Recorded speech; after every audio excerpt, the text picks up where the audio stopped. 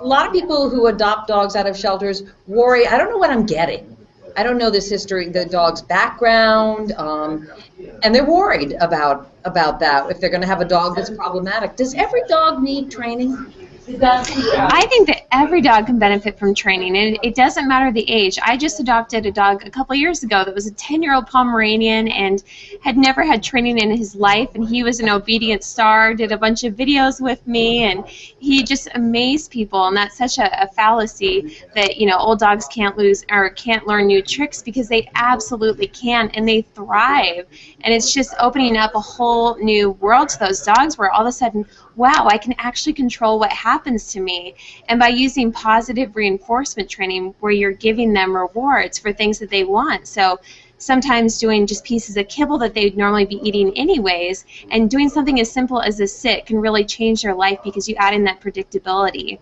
And teaching tricks, dogs love learning tricks, and it gives them a great way to interact with people, and it helps build up their confidence. And I think for a lot of dogs, they just don't have that same level of confidence. So doing training really builds the consistency, the confidence, and helps build that bond of trust with an animal. And I think that is so important in whatever species you're working with, whether last summer I was working with orangutans, sometimes it's cats, sometimes it's chickens, dogs, whatever the species may be. Trust is essential, and training is one of the best ways to actually build that trust. What's the key to good training?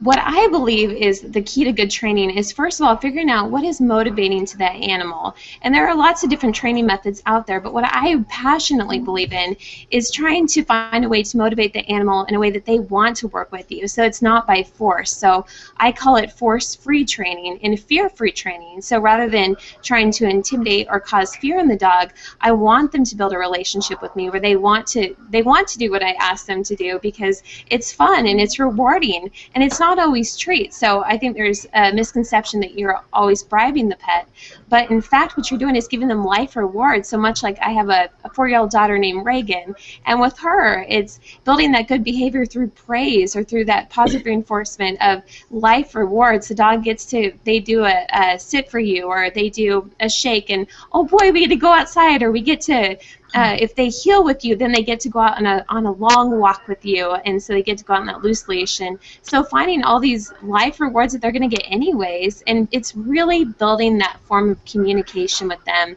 and teaching them how to have like that common language between you, and that's what training does.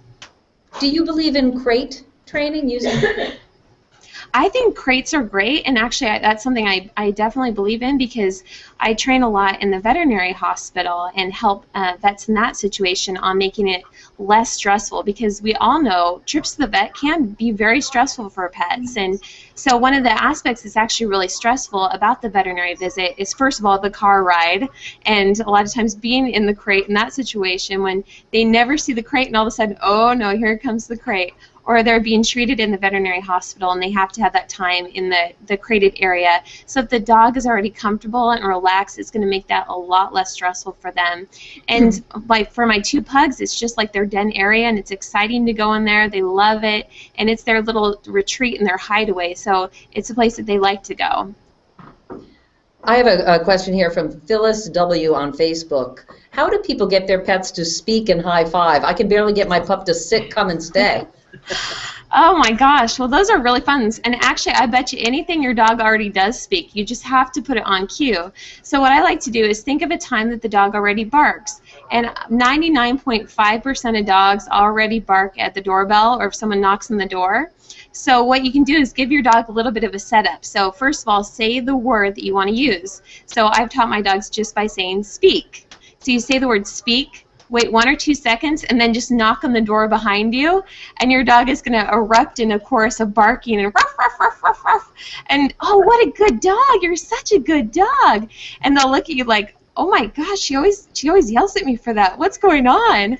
And so what you're doing is you're putting that on cue, which actually it's awesome to be able to teach dogs not to bark by first putting the bark on cue. So you always reward them only for the barks when you first said the word speak. And so once they actually are aware of what they're being rewarded for, and they're like, wow, oh, I am barking, then you can teach them the opposite, which is the quiet cue. So you can teach them quiet by saying the word quiet, and then you can put a treat or a toy out in front of their nose, and as soon as they're quiet, oh, what a good dog, and then they get their reward. Is it ever too late? Is it where a dog is no longer trainable? I mean, in our case, Jasper's 10, and he is a big barker.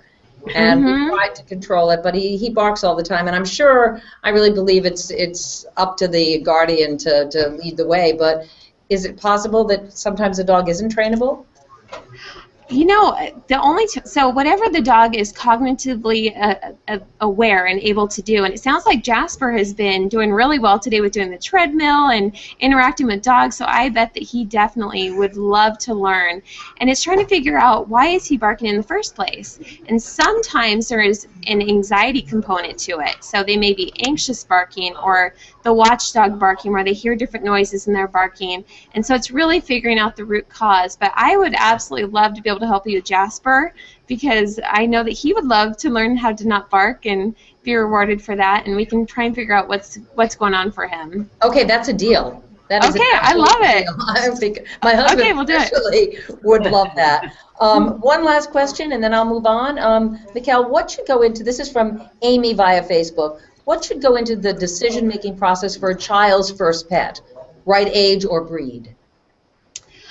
There are definitely some more family-friendly breeds. So, and I think as we talked about shelter rescue, I'm a big a fan of that as well. And all of the dogs that we've gotten, especially recently, have all been shelter pets. And so the great thing about that is getting an older pet even, and one that you know their personality. And the shelter staff, a lot of them are absolutely incredible because they've spent so much time with these dogs. So they will have a good idea of what dog has a calm personality, a relaxed personality. There are some dogs or certain breeds that are a little bit more family friendly. I have 2 pugs, and they are the perfect family fit for my daughter. But there are plenty of bigger dogs out there as well that have the calm disposition, and a lot of it is actually training the child how to interact better with the pets.